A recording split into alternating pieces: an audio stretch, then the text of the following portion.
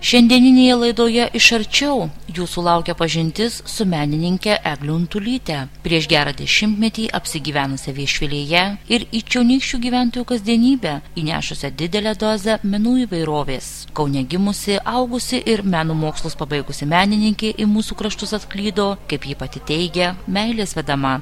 Čia ta meilės emigracija, aš paskui vyrą atvažiavau iš Kauno, o dirbti su vaikais kaip pedagoginį darbą, tai jau pradėjau dar Kaune gyvendama. Ir tai nėra man naujiena iš tikrųjų, dirbau sustiprintos dailės mokykloje Šilainiuose Juozo Grušo, o taip pat greta ir Perkūno namuose buvo įkurta vaikų amatų studija, kur dėsčiau irgi keramiką. Tai tiesiog ir čia tokia vizija. Meilė menui bei gebėjimas kurti retai kada atsiranda savaime. Ko gero sunkiai surastume dailininką, kurio šeimoje niekas daugiau tuo neužsimtų.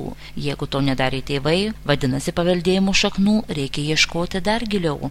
Tai ta preliudija tokia nėra labai jau įspūdinga, tiesiog kiek žinau iš pasakojimų, mano ir seneliai abudu buvo gan tokie krapštelkos, darbštus ir gabus, kiek jie ten tose savo vietovėse reiškėsi. Žemaitis senelis buvo labai garsus kalvis Skuodo rajone, o iš mamos pusės Šakiuose senelis taip pat buvo batsiuvys, tai kažkiek tai galbūt tos sąsajos tokios ir atsirado genuose, o šiaip tai labai dėkinga mamai, jinai pagrindė išugdė mane kaip menininkę, nes visos investicijos buvo iš jos pusės. Kada pirmą kartą pamatėte rankas? Tikrai neatsimenu, aš jau 5-6 metų būdama jau dalyvau parodose Kaune, tai jau tie darbai būdavo eksponuojami. Ne tik vaikų darželį. 2006 metais pradėjusi dirbti Jurbarko kultūros centro Viešvilės filialo meno vadove, Eglė aktyviai įsijungė į miestelio kultūrinį gyvenimą. Nors Viešvilė visada garsėjo kultūrinės veiklos įvairove, veikliai daug idėjų ir sumanimų turinčiai moteriai to nepakako. Norėdama ne tik pati kurti, bet ir savo talentu pasidalinti su kitais, ji įkūrė dailės studiją, kurią šiandien lanko ne tik suaugusieji, bet ir vaikai.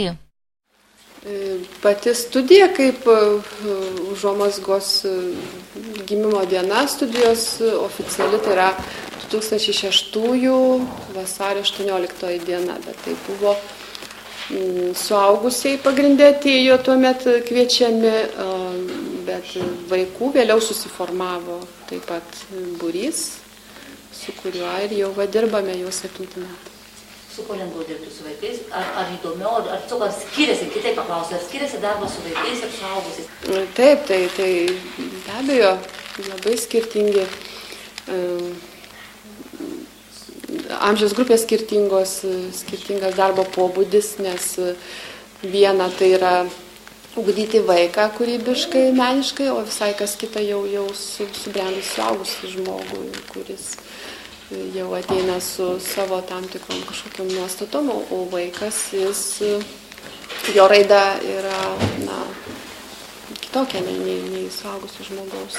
Čia labai didelė atsakomybė, ugdant vaikų meniškumą ir kūrybiškumą, krenta pedagogui, nes iki 5-6 metų vaikai daugmaž taip dar standartiškai kuria, o paskui jau tarsi reikia tą individualybę apčiuopti, kur link jį pasukti. Tai va čia labai atsakingai.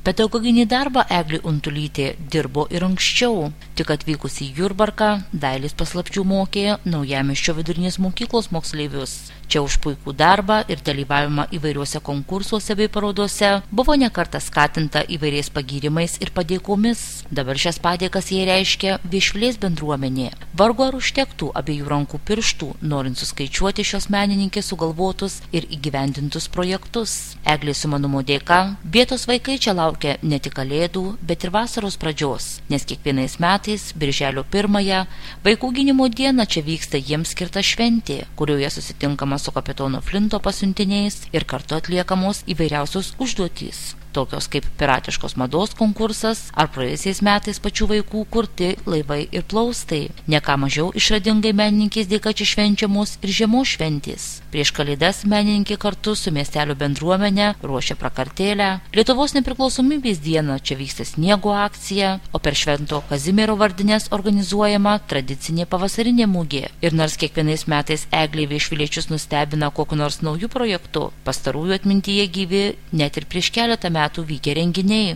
Vienas iš tokių 2008 metų balandį Viešvilyje demonstruotas Skrybėlaičių šou, kurio metu ant pačių pasidaryto podiumo žengė vaikai pasipuošę visą mėnesį pačių kurtomis skrybėlaitėmis. Pačiai menininkė labiausiai įsiminė kartu su Algirdu ir Remigijumi Gataveckais vykdytas projektas Hip-hop grafiti tradicija.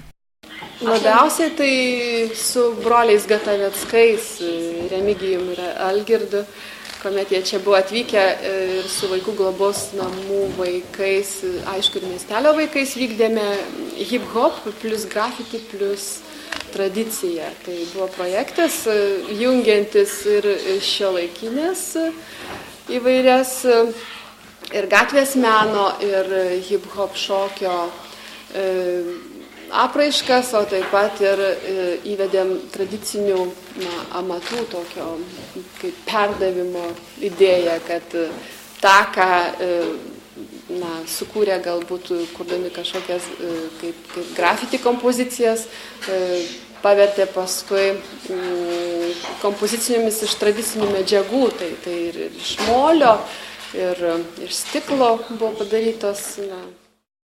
1997 metais Vilniaus dailės akademijos Kauno dailės instituto fakultete stiklo specialybės bakalauro diplomą įgijusi, o po 3 metų 2000-aisiais dar ir apsigynusi menų magistro laipsnį, menininkė iki šiol yra surengusi vos kelias personalinės parodas. Tačiau jos darbų galima pamatyti beveik visuose Rasos Grybaitės vadovaujamos studijos formų kalba parodose, kur eksponuojami tapybos ar vitražo darbai.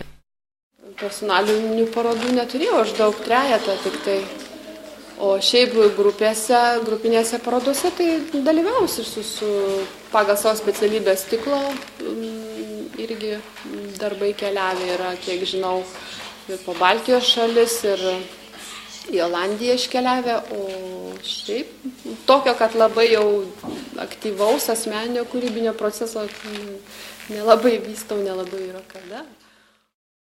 Be meilės tapybai ir keramikai, Eglė nebejinga ir krašto istorijai bei archeologijai. Susieti praeitį ir dabartį Eglė Untulytei padeda ir kasmet čia vykstantys archeologiniai tyrinėjimai, kurių metu Viešvilės apylinkėse buvo aptikta daug įdomių praėjusių amžiaus gyvenimo pėdsakų. Jie leido įspėti metalo apdirbimo, juvelyrikos ir keramikos gamybos paslaptis. Menininkai kartu su archeologais tyrinėjo atkastų keraminių šukių sudėtį, formas, indų paskirtį bei bandė patys pasigaminti žaliavą, kurią naudojo kūrinių formavimui. Apsilankius dažais kvepiančioje dailės studijoje, akį iš karto patraukė ant lentynų išdėliotos labai įdomios formos ir išvaizdos indai. Tai senovinių urnų pavyzdžiai, suskuba patikinti menininkė, ir čia pats aistra ir užsidegimu pasakoja jų atsiradimo ir naudojimo istoriją, į kurią ji pati gilinasi jau ne vienerius metus. Šiuo metu vykdau keramikos tyrinėjimų tokį darbą, kuomet gilinosi į Mažosios Lietuvos teritorijos bei dabartinio Kaliningrado, buvusios Sembos, Notangos teritorijose randamų archeologinės keramikos pavyzdžius tyrinėju ir pagal juos bandau rekonstruoti senųjų veidinių ir ornamentinių urnų pavyzdžius, kuomet buvo paprotys šiuose vakarų Lietuvos teritorijose deginti mirusių palaikus ir juos iškilmingai tuomet palaidoti, supilus juos į 2-3 litrų iki 5 litrų urneles, keraminės urneles, kurias šiuose teritorijose ir archeologai atranda. Metams bėgant į pabaigą, Eglė Untulytė, užuot skaičiavusi per šiuos metus nuveiktus darbus, jau dairosi į ateinančius. Ir nors dėl pinigų stygiaus kitais metais tradiciniai dailiai Mažosios Lietuvos kultūros centre nebus skiriamas didžiausias dėmesys, žinant menininkės fantaziją, veiklumą ir gebėjimus, tiek viešviliečiai, tiek ir kiti meno mylėtojai gali tikrai tikėtis ne vienos Eglės Untulytės staigmenos, neretai prilygstančios ir nedideliems stebuklams. Na, šiek tiek prioritetai kitiems metams mūsų kultūros centro nuo tradicinės dailės nutolę, bet tikiuosi ir mes rasim nišą su savo kūryba prie Dariaus, tai yra Lakūno jubiliejaus paminėjimo ir Mažos Lietuvos 90-mečio paskelbimo, jau prijungimo prie Didžiosios Lietuvos. Tai va čia šitie du pagrindiniai minėtinos datos būtų sekantiems metams. O šiaip, aš manau, tų idėjų dar esu kupina ir tikrai rasime ir laiko, ir galimybių jas įgyvendinti.